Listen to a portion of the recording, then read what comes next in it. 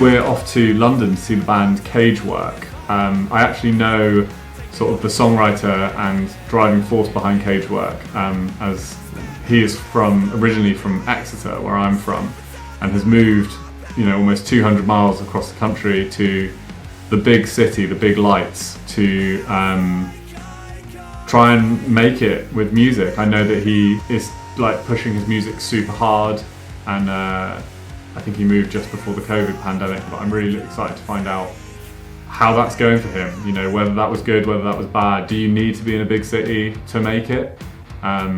Or are you better off having a dedicated but small scene in your own city?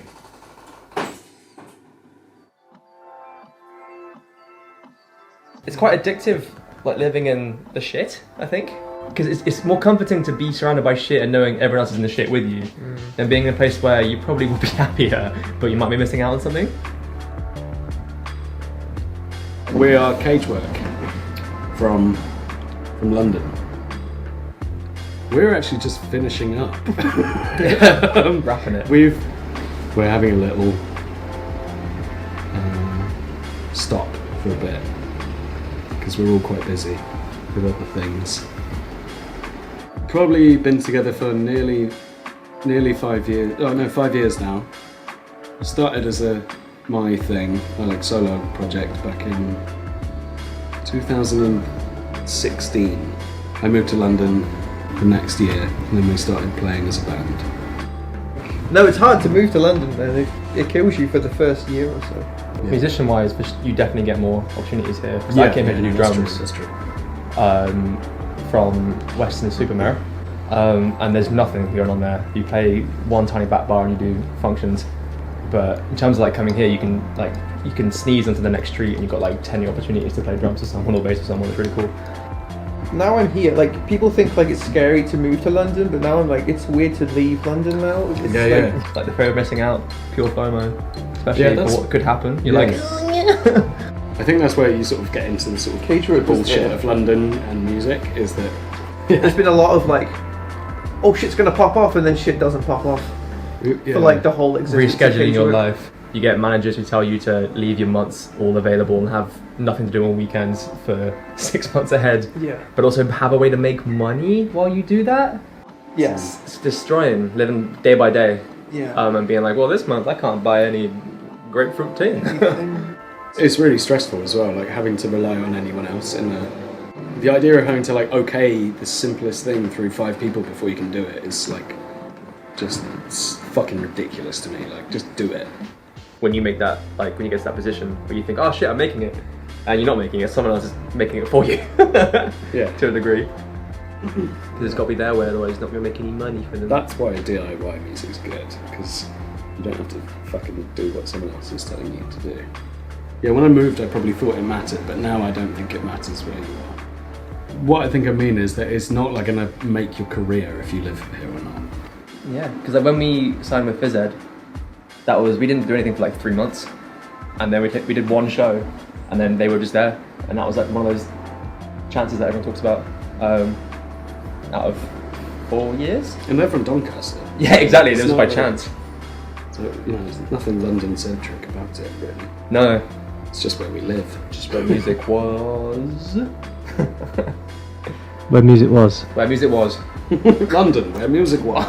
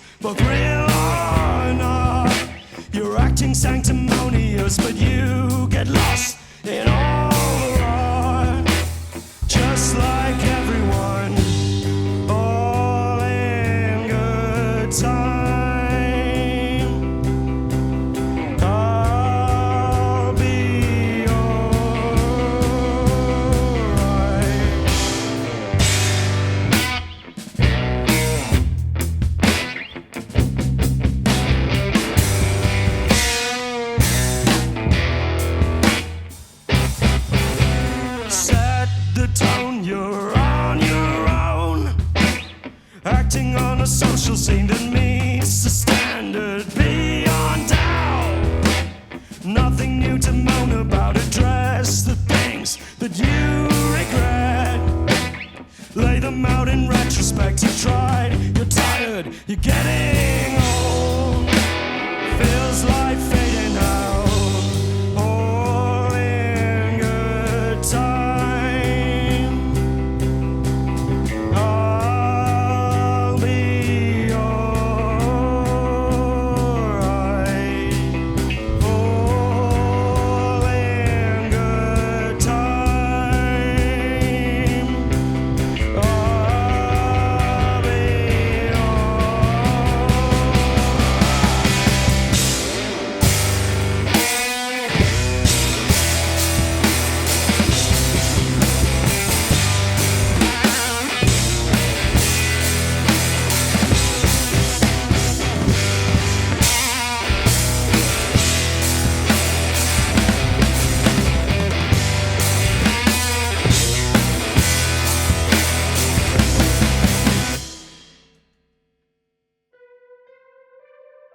London's obviously like quite a musical place. And there's Yeah. not like one specific scene for the whole of DIY. You've got like the whole punk DIY thing. That's its own thing.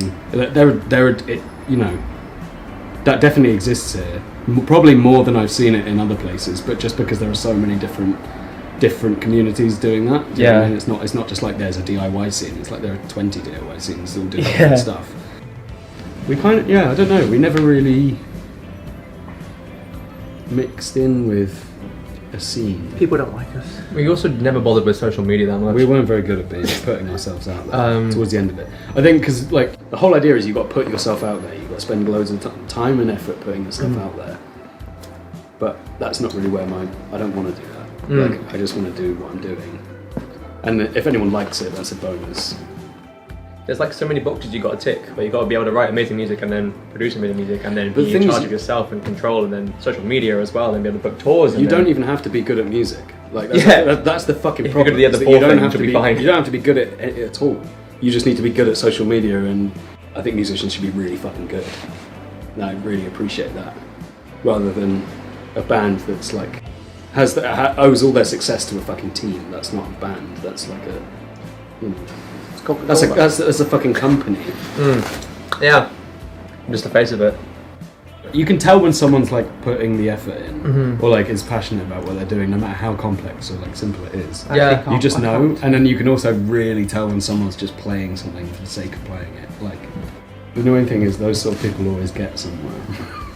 Because that's the whole thing of like carrying yourself, you know, being able to put yourself out there. You might not necessarily be convincing, but you can put yourself in places.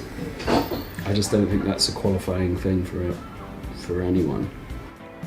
I think that especially, you know, that is a massive thing now where you know, obviously with the way the internet works and you can see what everyone else is doing all the time, and it's basically this one massive fucking one-upmanship thing that's also, but also you need to promote yourself, and it's kind of this sort of battle between those two. Do you know what I mean? Yeah.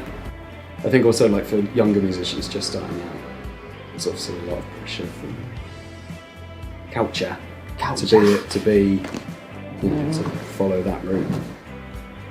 I'd say don't think about like how you're going to appear to anyone else. Do what you are comfortable doing, and just be the best at doing what you do. But I think comparing yourself to other people is the worst thing you can do. Like, people are terrible, and like as long as you're doing what you know what you're comfortable with. If all your friends are into punk and you want to play like a free jazz, like do that. Like I think there needs to be more of that, less of like people going along with whatever, you know, they want to be popular or what they think is popular, because that's, you're not going to find something that's unique to you by doing that. You're going to play the same thing everyone else is playing.